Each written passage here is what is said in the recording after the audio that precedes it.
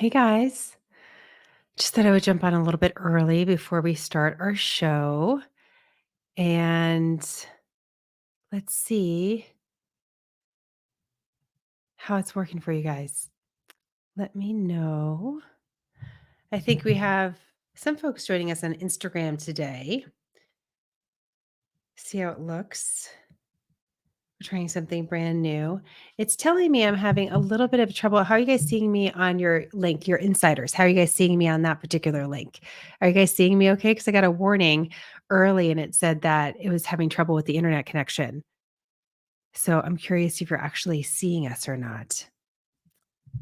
Let's see.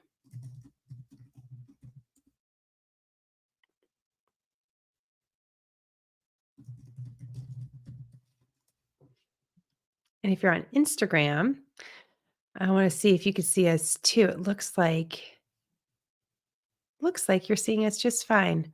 But we'll see. We'll see how this goes. Lisa, thank you. I see you. Is anyone out there? Is anyone out there? I appreciate it. So, we're trying something a little different today. We can actually use this platform to broadcast across a lot of different media platforms, including through our insider link, but also through YouTube, Facebook, Instagram. We can actually broadcast simultaneously. It's a little bit delayed on Instagram, and there's some limitations in that I can't see some of Instagram's comments live because I'm also watching our feed here. That if you're a Scoop Insider, that you're able to see too. So this is something new, but I figured it's worth a shot because I want more people to see what we're doing here at Scoop. And I, quite frankly, I was not feeling great this weekend, so I listened to a lot of news because I like the news. I'm a fan of the news. I still would like to fix the news for you, but I'm still a fan of the news.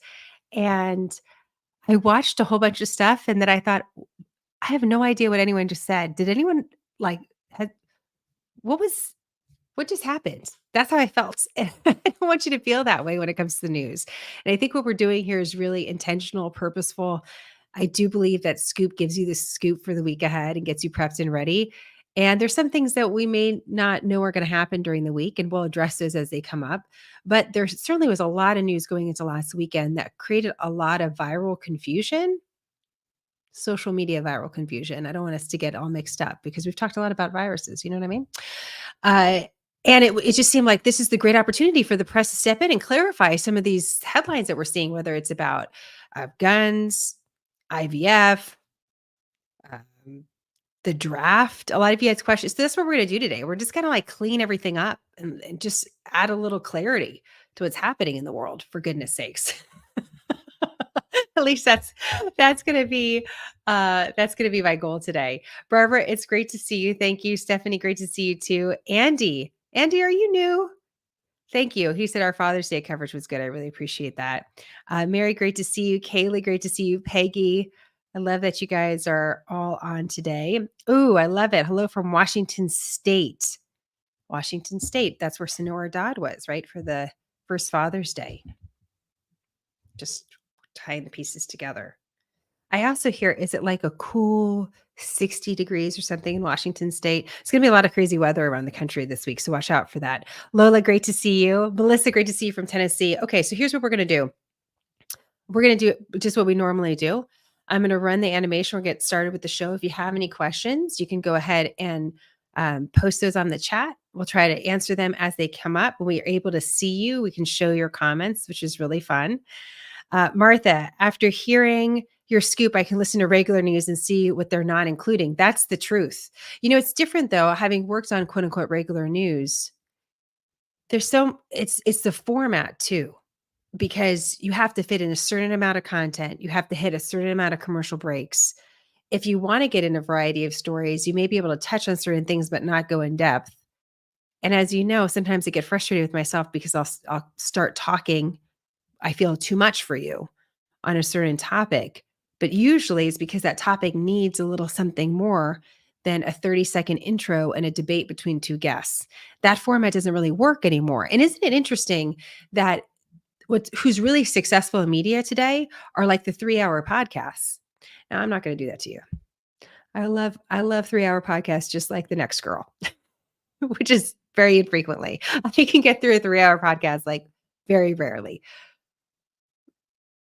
But that's what's working because people actually want more depth, and I think they want less superficiality, and the quick kind of breaking news headlines that you get on the news work when television or traditional news work when there's an actual breaking news situation, but rarely work in any other sort of situation. Judith, great to see you from Grand Rapids, Michigan.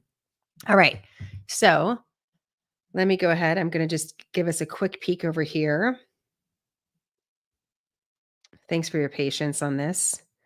It's always hard to try new things. I don't see Stephanie, do you see the link when you go on Instagram? Stephanie's one of my colleagues. Oh, I can see it when I go to yeah, I can see it when we go. Let me Here we go. All right. I think we're in business now. And we're going to get started with the show. But it's fun to chat with you guys a little bit early. I really appreciate it. Donna, great to see you from Indiana. Judith, again from Michigan. All right, guys, here's what we're going to do. I think we're good to go. I got too many devices around me. I got a blue juice, just in case anyone's wondering. Cold cup of coffee.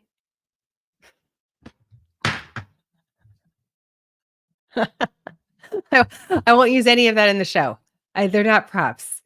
All right, I have some fun things to talk to you. Jessica, great to see you. It's not a show without Jessica. Great to see you, Jessica. Okay, here we go. Let me get organized, and we're going to get started like the real professionals that we are. You guys ready? All right, let's do this.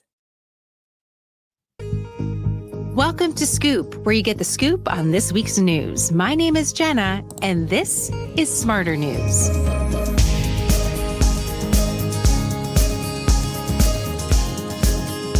I feel like we could do a little some sort of workout to this music. We could do, maybe that's our next thing, you guys. We could be on the treadmill. You know what this would work really good at? What were those classes with the stair step?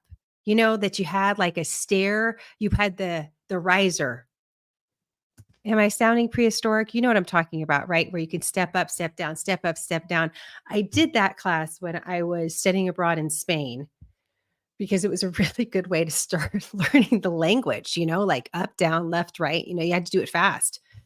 So I think I also fell during one of those classes really bad. The whole class had to stop. One of my most embarrassing moments.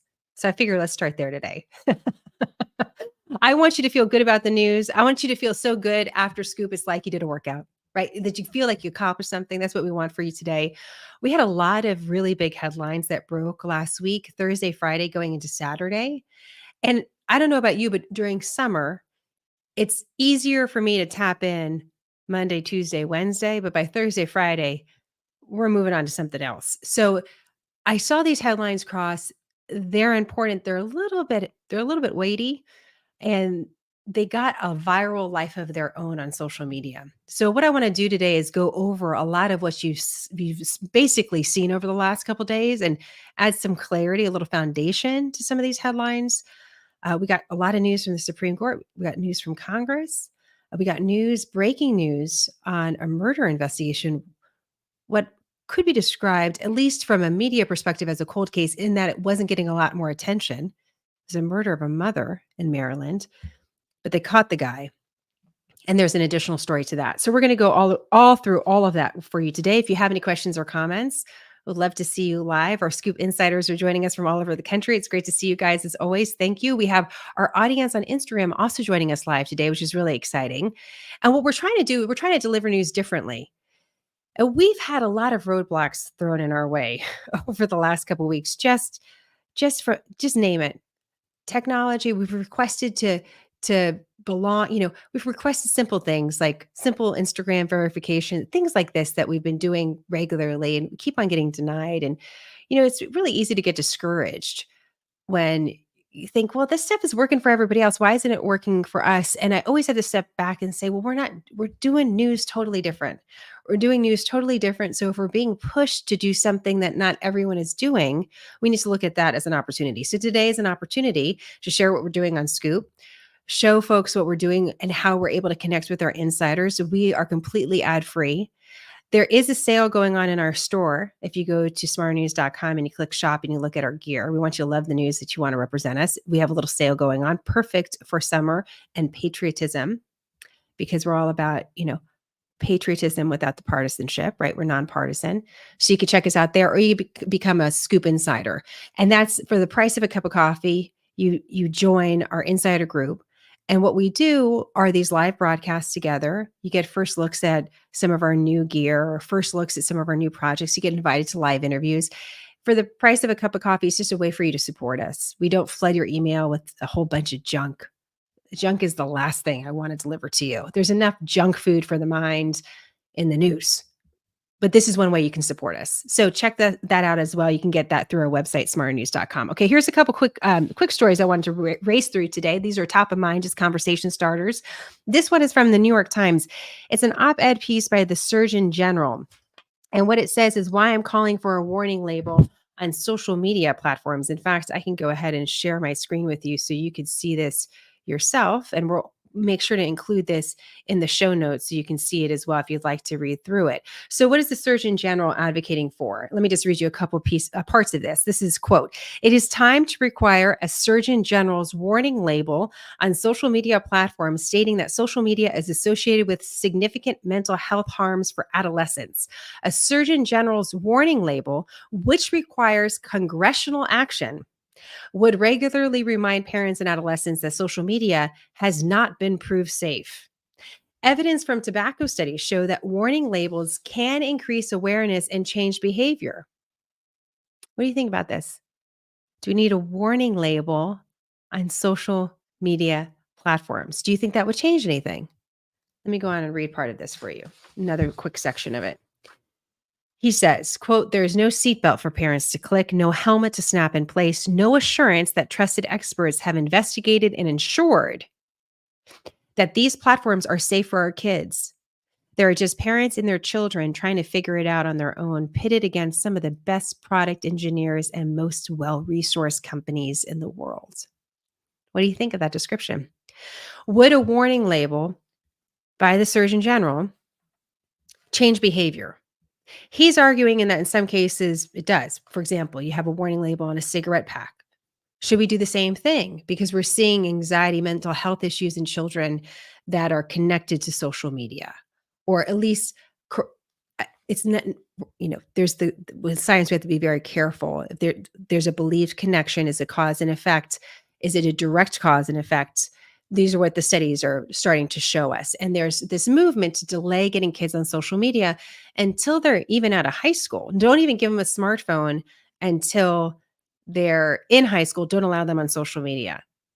This is some of the thinking about it. Give them a flip phone. Doesn't mean they can't have a phone. Just don't give them access to the internet and social media.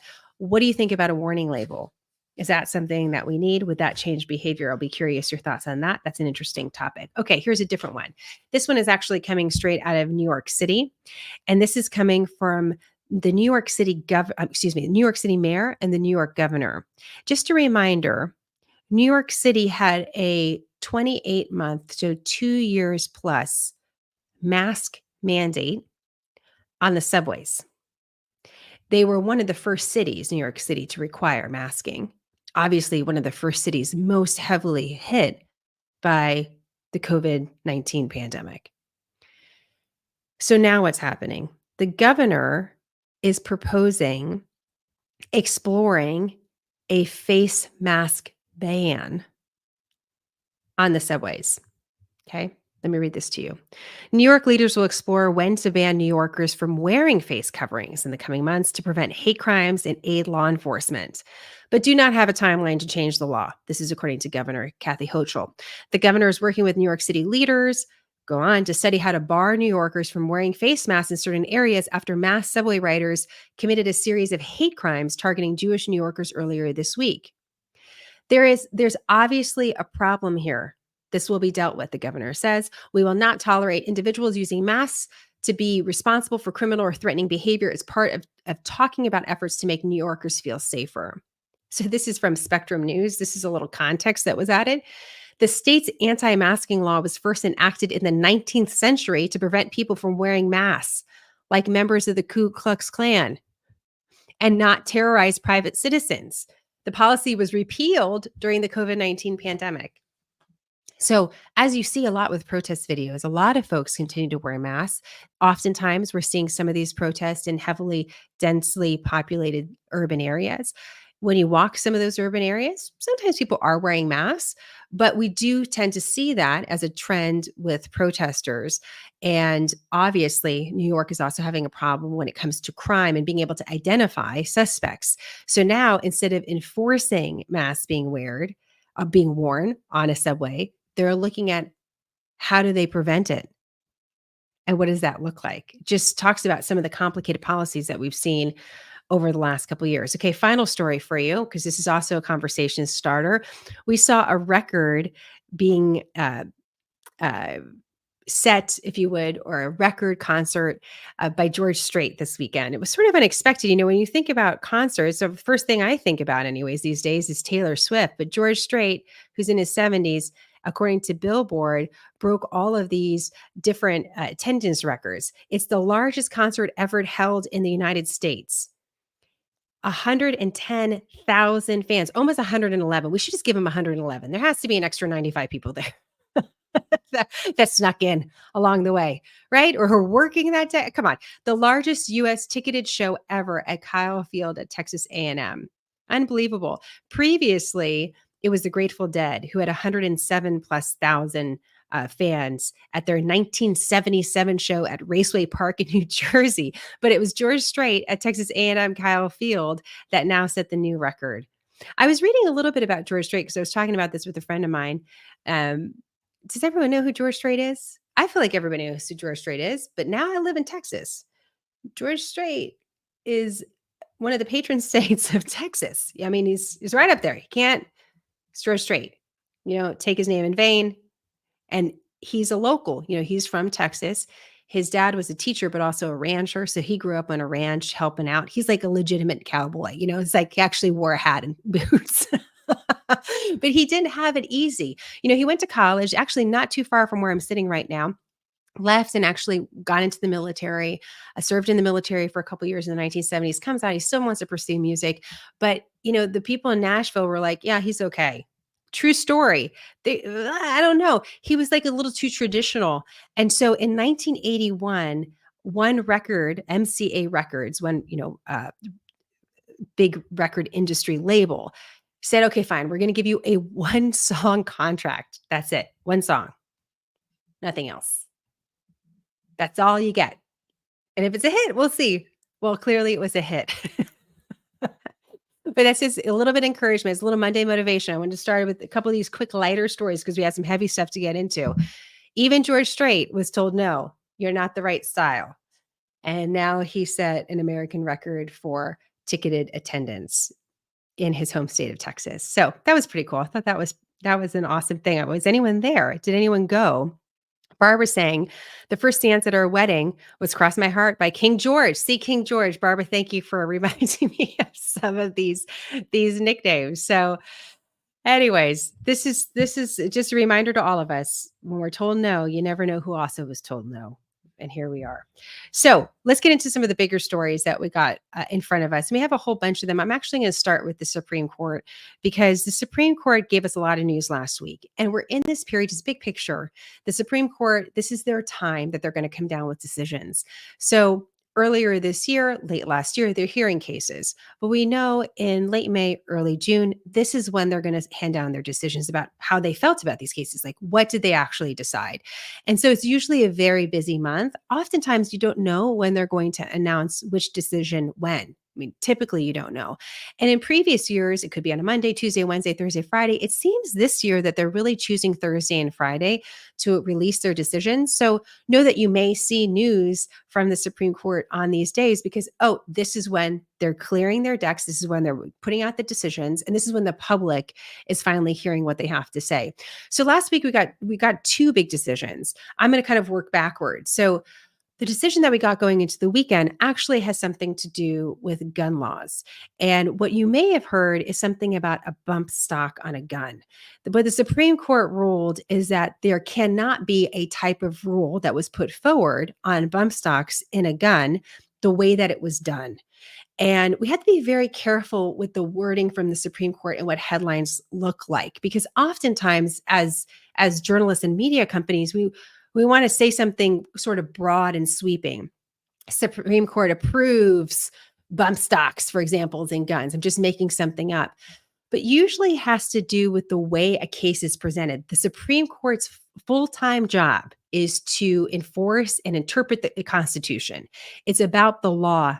It's very seldom about the thing. And so in this particular case, just to give you a little bit of background, we had the worst shooting in US history, Las Vegas, speaking of concerts, huge music festival.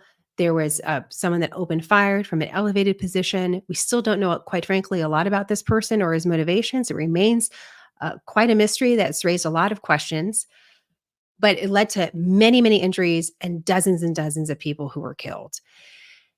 In the aftermath of that, this is during the Trump administration, President Trump says something to the effect that he believes that we should ban bump stocks. What are bump stocks? Let me show you just a graphic that the Associated Press has used. And I thought this was helpful because as someone that does not frequently shoot guns or ever use a bump stock, as many people likely have not, I want to show you what we're talking about. So the thinking behind this quote unquote accessory to a gun, it's something that you can add to the gun that helps you fire more rapidly if you have a semi-automatic rifle. To some, what they were saying is this actually turns your semi-automatic rifle into an automatic weapon like a machine gun. Machine guns are illegal for citizens to possess in America. The military is the only one that has access legally to automatic weapons. So this brushes right up against that. This was the argument. And so President Trump, a Republican, someone who supports the NRA and typically has supported gun ownership, said this is something that this should not be allowed. We should ban this. He did not make that order, but the ATF did. They made a new rule. Bump stocks, not allowed. No longer allowed. You can't have them. And there was a gun store owner, but also a gun owner who challenged this and said, wait a minute, you can't tell me that. I have my Second Amendment rights. This can't happen this particular way. What the Supreme Court did is they actually ruled in favor of the plaintiff, the gun store owner. And what they said was not, hey, bump stocks are great. Everybody should have a bump stock. That's not what they said. What they're saying is that the government oversteps their authority, that the ATF couldn't unilaterally just say, you can't have that for your gun. Sorry, can't do that. Now, if it was gone through Congress, the representatives of the people that are making new legislation, that's a different story. But the Supreme Court said is no, it can't be done this way. You're overstepping your authority, and therefore this rule has to be repealed.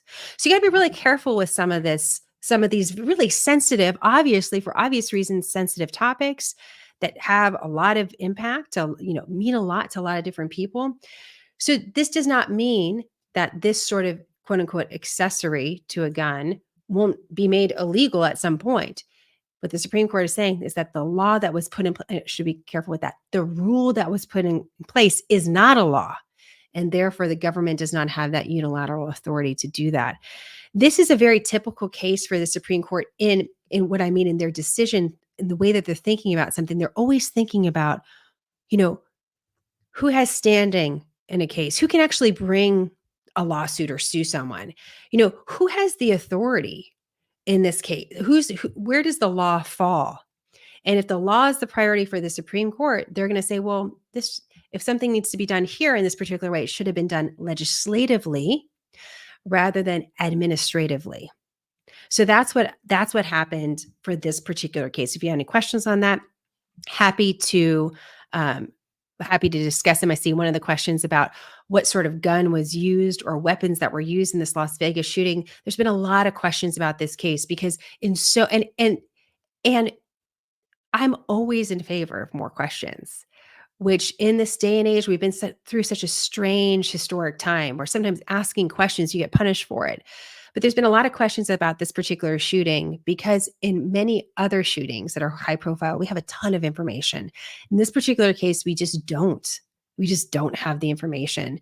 And there's been a question as to why. I don't have a great explanation for that, but that's where some of those questions are coming from. I want to quickly touch on another Supreme Court case that came up last week that was about birth control. It's not about birth control. It was about what is often referred to as the abortion pill.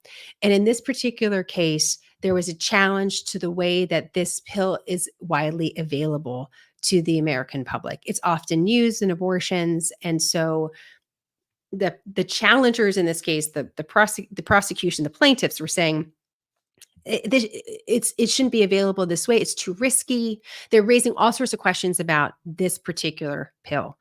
And what the Supreme Court said in this particular case, again, wasn't about the merit of the actual prescription drug. It was about whether or not the group that was bringing the case had standing to do so. And what they said is like, hey, this group unanimously, the Supreme Court said, this group does not have standing to bring this case. So we understand this is a challenge to the access over this particular prescription, but you don't have standing to bring this case. So you lose.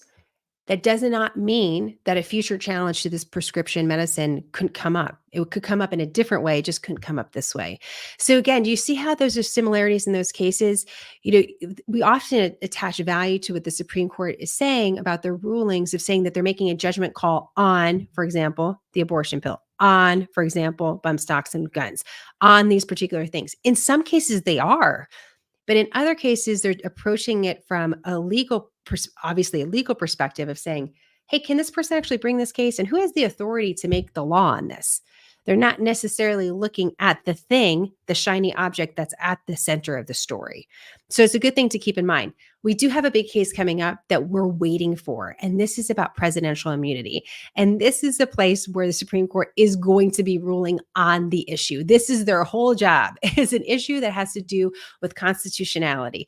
And so the government and former President Trump's legal team have both pushed for the Supreme Court to weigh in on this issue. As you know, former President Trump is facing 4 different cases. We have a conviction in one of them. 2 of the cases are federal cases, and one of them specifically has to do with actions that he took while in office related to January 6th, before and after.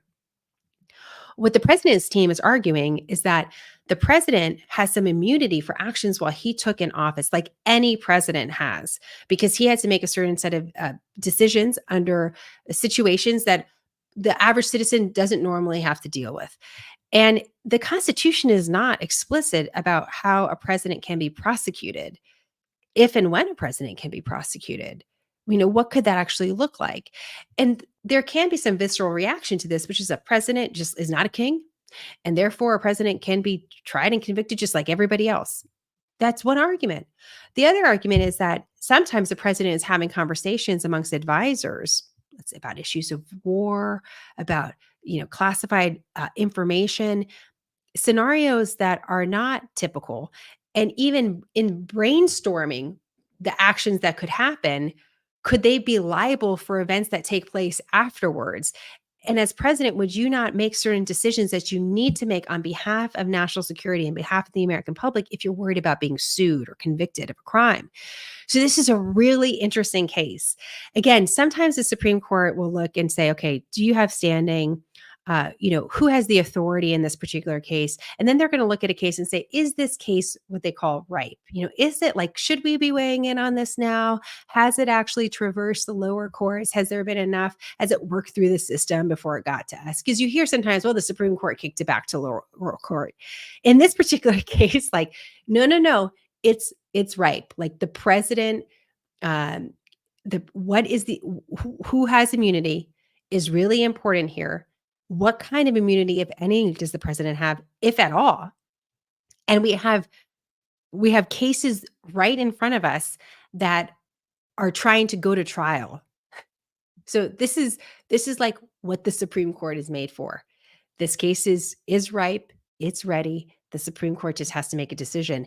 And what's really important when you see this headline, because there's going to be all sorts of things about former President Trump, because he's the president at the center of this particular case.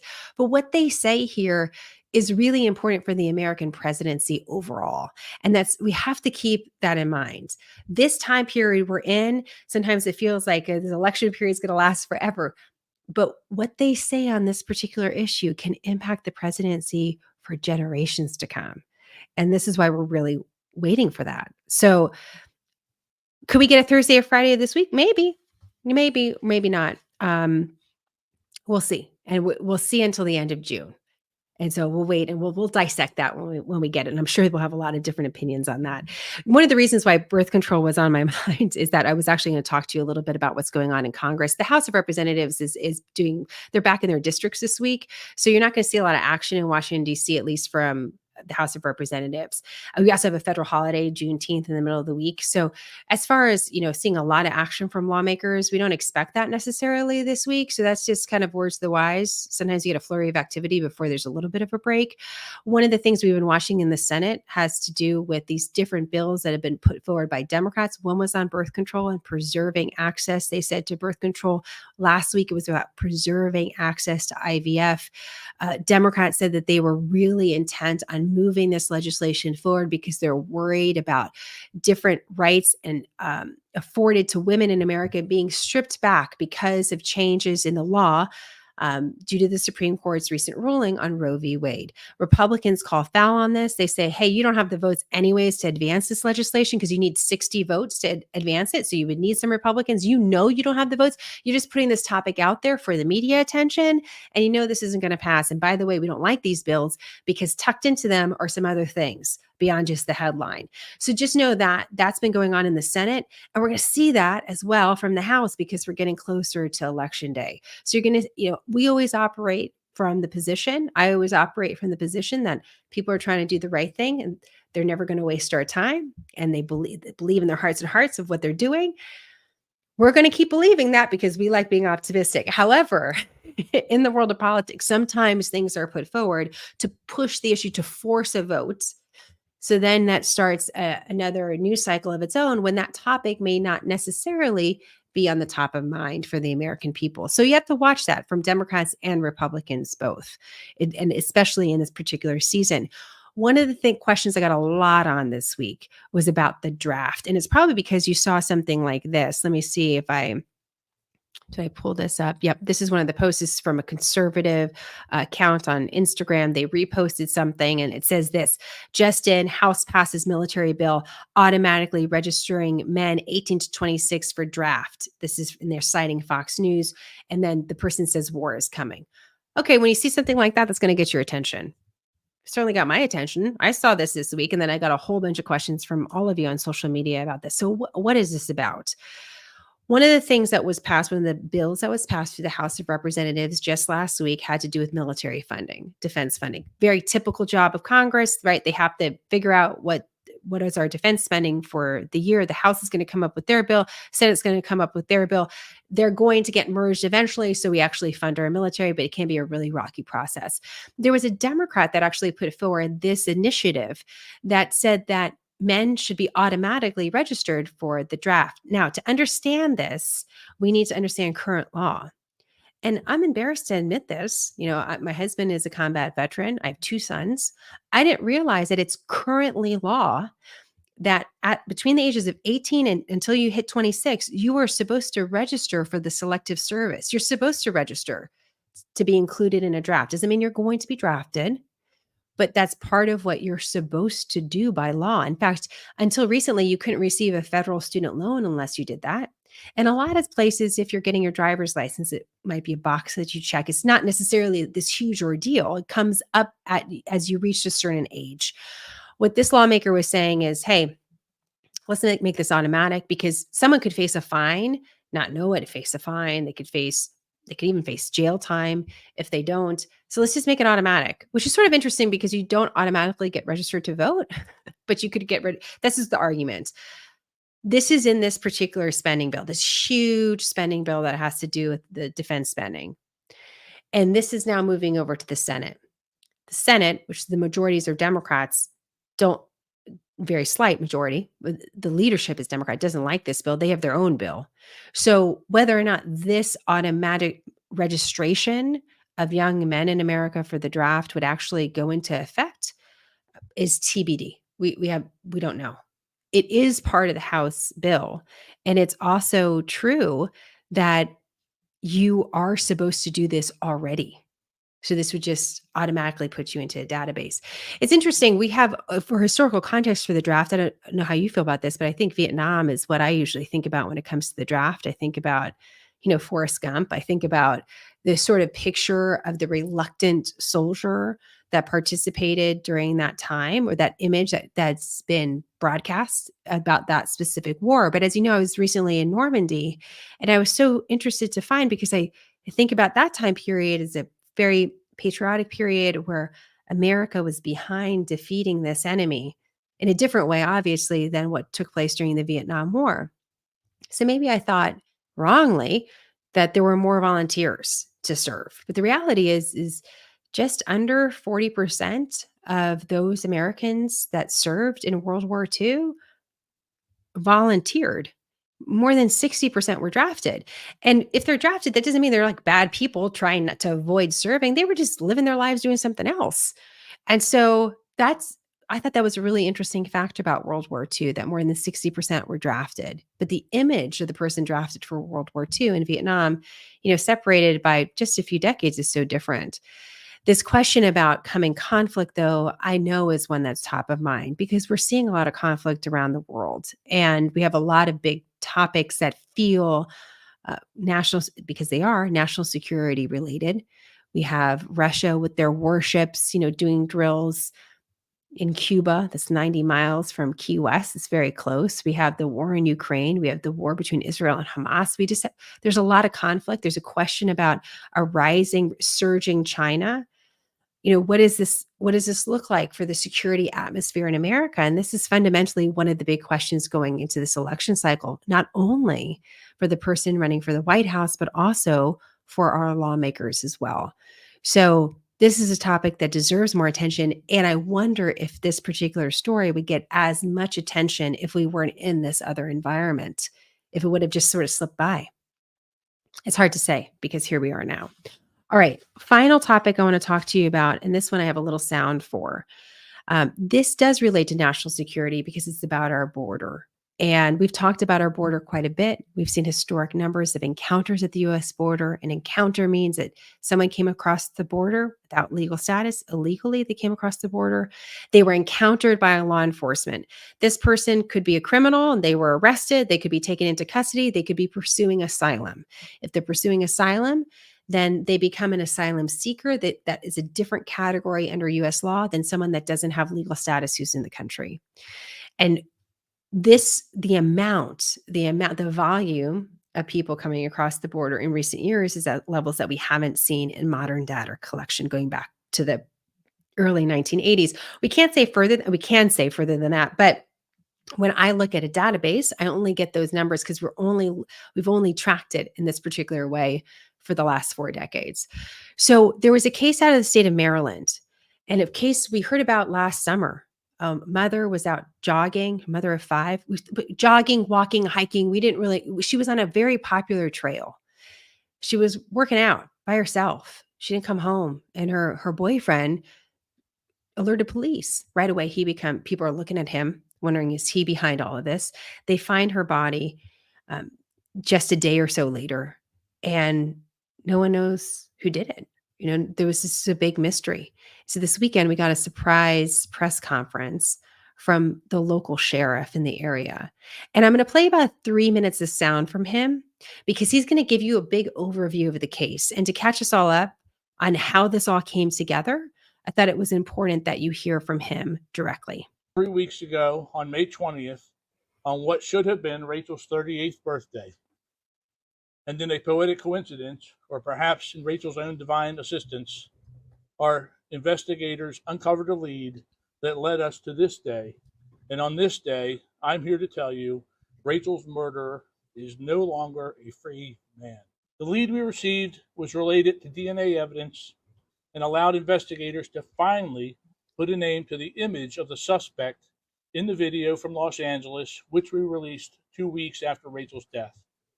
After we had the video, we knew what he looked like, but we didn't know who he was.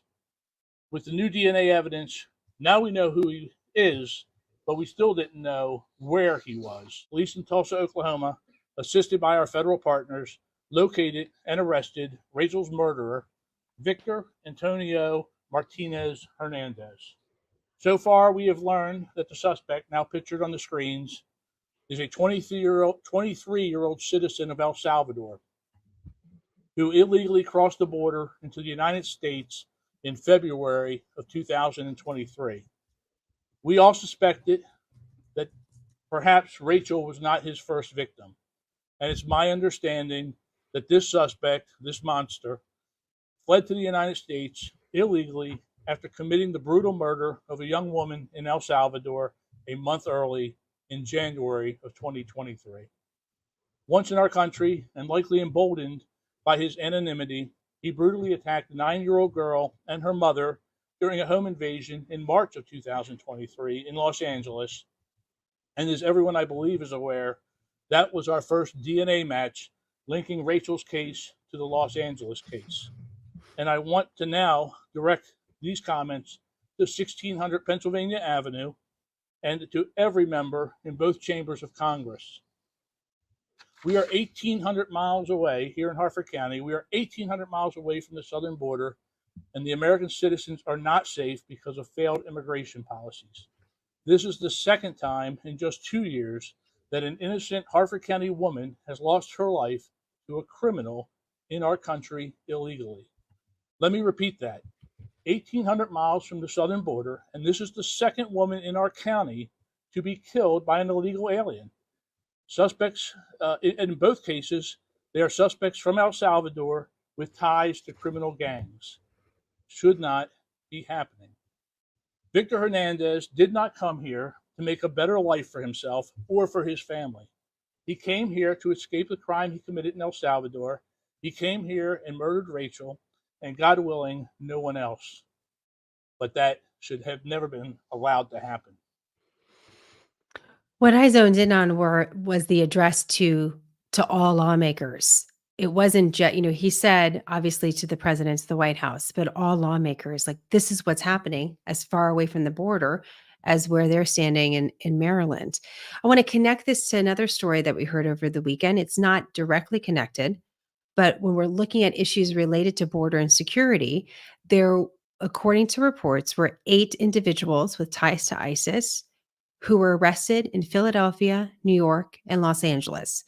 They apparently came in through some sort of smuggling network related to Turkey. And just on Friday, as we were going into the weekend, Thursday or Friday, the State Department issued a new designation for this terrorist smuggling ring and said, this is what this group is doing in Turkey, administering a route of some sort to those connected to terrorism to enter the United States.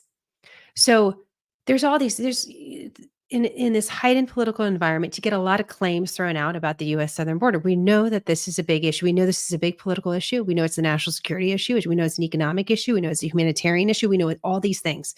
We've talked about the multiple dynamics of this story. But now we're seeing these very real cases connected to border policy. And let me be very clear about something. Stick this in your back pocket because it's important. Republicans had the House and the Senate. They had a majority in these 2 legislative bodies recently over the last decade. They could have passed immigration or border reform because they had the numbers. They had the numbers. They would say, well, we don't know. They had the numbers. They could have the numbers. If you get the legislation that's pretty much yours, you have the numbers. Democrats had the same. They had the same. They had the same. Both parties had that. They both had the numbers to do it. They didn't do it. Now they don't have the numbers. Now legislation gets stuck and we're in election year. So everybody's looking at each other wondering, oh, what are we really going to do here? Because we don't do too much because, we want to get reelected or we want to do something because we do. And it's not an environment that leads to a lot of compromise. What's interesting too about this particular story about this young woman that was killed, it's very similar, eerily similar to Laken Riley's case. That was a young nursing student murdered in broad daylight in Georgia, out working out by herself, not in a desolate, there's all these things. Well, a desolate area. Where were they really? No, in all of these cases, these were popular paths, middle of the day, and cold-blooded crimes. connected directly to people that were coming across the border without legal status that were processed, that the government knew about. So I want to make sure that we're aware of this. We've covered the FBI director saying that he's very concerned about terrorist attacks. We keep these stories, we can only present what's out there. These are the stories that are out there right now. They're just like another fact, another fact on the table, another fact on the table. And the question becomes, why aren't these stories necessarily getting more attention? And maybe other dynamic, maybe different news cycles, they would. Is it because we're so focused on other things that are happening overseas? Are we focused on our own political environment? Is it easier to look at other things? Is it too hard? Does it feel too big of a problem to solve? What's preventing anyone in government standing up and saying, you know what, for 30 days, let's just shut it down. Let's just shut down the border for 30 days. There'd be legal challenges to that, of course, but let's just take a pause because the numbers are so big and we're on the side of solving this problem, Democrats and Republicans both. Where are the creative solutions for this? Or are we just letting the news sort of wash over us and thinking, oh, yeah, it's another bad one? As a journalist, it's always interesting to see which stories ignite and become a news cycle of their own.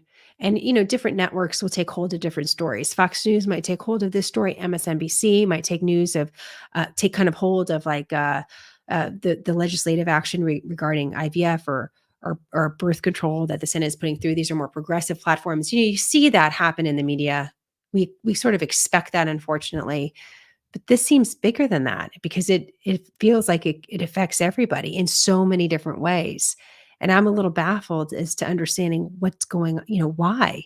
I haven't necessarily seen this news cycle where you have so many confirmed big stories tying back to a single problem, which is security at the border. But no one seems to be connecting the dots or putting. So I'm very curious your thoughts on it too. Perhaps it's not a priority for you, and that's okay too. You have a lot of things in front of you. But I'm curious about that. I think it's an interest. We know that this is the issue that will become a number one issue as we get closer to election day. We're going to get one of the reasons for that too, is we get a report card for the year, the government's fiscal year. And we'll get that right before, which by the way, is not January to December. It's October, is it October to September or September? It's in the middle. It's a fiscal year. And so we'll get those numbers. It'll be highlighted. It'll be millions of people encountered at the U.S. border. We'll see that right before Election Day. So that's coming no matter what. And I'm very curious. I'm very curious what you think about it. Barbara says this. So basically, both sides are using immigration for politics in lieu of serving the American people and those who have legitimate reasons to want to live here. I think it's a great question. Is that actually what's happening? Are we okay with that? Are we okay with that happening? There's nothing good about anything that's happening at the border. It's not good for the people that really want a chance at asylum. It's definitely not good for them. So this is a big issue for us. And I think it's going to be a big issue this year. Melissa also said this: didn't the government implement an immigration pause in the early 1900s to allow the influx that had come to integrate to American society? That's an interesting question. At a certain point, immigration was slowed down. And especially when it came to World War I, World War II, obviously there's also a lot of suspicion about the European immigrants coming from different countries. What's fascinating about immigration at that time, and we often look to Ellis Island as an example of immigration. Remember, that's legal immigration. That was, you came here and you had to go through a legal process, including a health inspection, to be allowed legally in. So it's not great to compare that to the border where people are coming across without legal status, knowing they don't have legal status, with sometimes the strategy of, I'm going to be encountered by border agents and then I'm going to say I'm applying for asylum. There are legitimate claims. I'm not saying that there's not legitimate claims, but the smuggling network is working that way. So these are different things. The immigration system, though, in the early 1900s, Melissa, it's so fascinating, was actually overseen by the Department of Labor, because the thought was, if we have new people in this country, how do we make them productive American citizens? That will mean if you're a single woman coming off the boat and you don't have anyone that's going to come pick you up, not coming in. They'd send me back. And the reason for that is, what you going to do for work? You're going to work? Where are you going to work? You're going to work at a bar? What are you going to do? This is it sounds crazy to us right now, right? This is the sort of interrogation that would happen. Would some man answer for a single woman that maybe she didn't know? Was there some of that? Of course there was. But this is how granular we were getting. Oh, you have asthma? And you're going to go where? To the Midwest to work where? No, no, no. You can't like, there was that sort this is what I've learned from the historian at Ellis Island. I didn't know that it was that much questioning, but it was, how were we gonna make sure when they come in, they're participating in American society and they're being supported? So, my great-grandmother came through Ellis Island. She came with 2 children on a boat, very poor from northern Italy, in the early 1900s, and she went through Ellis Island, and she had to get to San Francisco. Um, if she was gonna stay in New York, what they would do is say, "Oh, you're Italian? You're Northern Italian? We're going to link and you're Catholic? Okay, here's the charity that deals with, oh, you're from Genoa? We're gonna give you this is the charity that you're gonna talk to."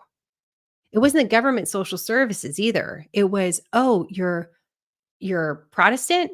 Here's who you're gonna talk to. Oh, you're from Greece? Great. Orthodox? Great. Here's your group." And they would start linking them up with support systems, because why would you want anyone to come into the country and not be supported? Because we know they're going to be a drain on society. They're going to be homeless. They're going to be doing crimes. And we know that people that were born here could be doing that.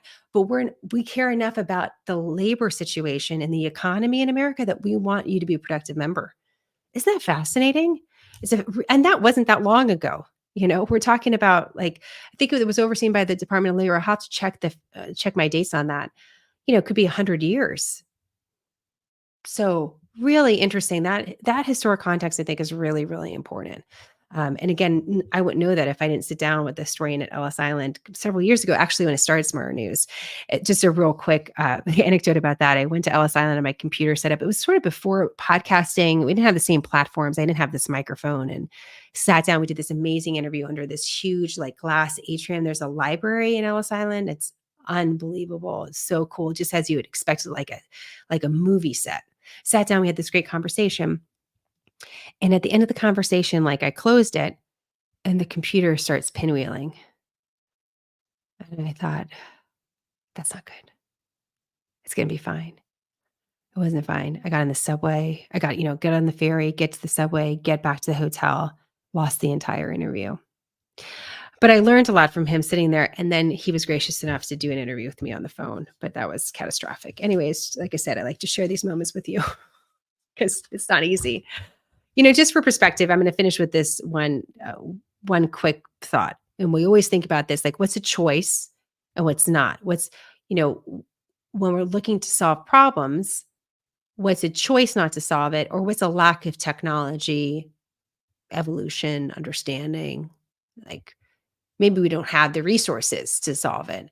So have you guys seen this video? This is from the stadium used by the Colts, the NFL team, football stadium. And in the middle of the Colts stadium, they built an Olympic-sized swimming pool. And this is where the Olympic trials have taken place over this weekend. We saw a lot of swim trials this weekend. And it's just incredible to see. I mean, they built a pool in the middle of a football stadium. And they did so because they knew there's going to be a lot of attention at these Olympic trials, and they knew they were going to get a big crowd. So this also was, just coming full circle, not only George Strait got a record audience, the swimmers got a record audience, albeit a little bit smaller. Just over 20,000 people live saw these trials take place. We can build an Olympic-sized swimming pool in a football stadium. And then we're going to turn it back into a football stadium.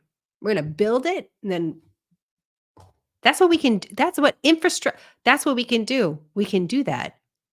So if we can do that, let's just play the video again. It's really cool. You think we can figure this other stuff out? Like, I believe in us. I believe that there's a solution there. It's not about resources. It's not about what sort of infrastructure do we put up at the border. There's obviously some really big issues.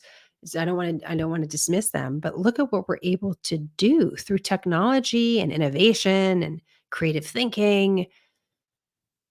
We needed a bigger pool, like a bigger area have these trials. We wanted something sort of high profile, something different. So this is what we did because we wanted to. Just makes you think a little bit, right? So I'll leave you with that thought today. Like, what is a choice and what is a lack of creativity? Do we not have the resources or the will? Are we just choosing that? What is it? Um, just something to think about today. I think about that too, just in general. When you're looking for a way out of a problem, you think, do I not have the will? Do I not have the resources? Do I not have the creativity? Like, what is it that's preventing us from solving this issue? I guess in my maybe naive thinking, I've covered this border issue now for a long time. And it's taken on a lot of different iterations. But there's no broad policy. And just a quick note, because I heard this weekend on the Sunday shows, there's a lot of talk about bipartisan legislation that was in front of the Senate that would have done some things. Got to be careful with that word about bipartisan. There was a leading Republican that was on a committee with Democrats and an independent that came up with a plan that they thought would be palatable to both parties, and it was not. So it is true. I will call things bipartisan if there's one Republican and one Democrat, but we also need that added context if it's not a huge amount of both, because then, it's I don't want to say less powerful, but it has less momentum. And that's true about this legislation. So Diane says maybe the AI can figure it out. That would be interesting. Anyone want to ask Chat GPT? I don't know. What would we get? Maybe that's an experiment. I'd be very curious. Melissa says, I agree. It's fascinating. My father immigrated here in the 1960s, and his process was very similar to my to what I was describing, Melissa, of like getting screened and thinking about like where you're going to fit in American society. Yes. If you guys are interested more in the history on that, we should do a little. That might be a great way for us to approach this topic smarter. Good use of our time. And so, if you'd like a little bit more on that, I was reaching out to Barry Moreno. He was the historian. I don't know if he's still there. I was reaching out to him during COVID. I wasn't successful, but maybe I can get him back on for an update. So that would be great, or someone like that. Well, thank you so much for today. It's been great to see all of you. I really appreciate it. Thanks for all the support and love of Smarter News. If you're interested in joining Scoop, you can do so just at scoop.smarternews.com. That's a way that you could buy us a cup of coffee once a month so we can continue to do things like this, especially during this important news cycle. And if you're just here just to support Smarter News because that's your bandwidth right now, like, thank you so much, because your time is really valuable. The most valuable resource we have in this world is our time. And I appreciate sharing some of it with you. So thank you so much. I'm going to turn this video around, this audio around for our podcast as well. That's our YouTube channel. But keep the questions coming. And we have another big week ahead of us. So we'll keep you updated if we see any breaking news items. Until then, all our information is at smarternews.com. Have a great day, you guys. Have a great start to your summer. And I'll see you soon. Bye.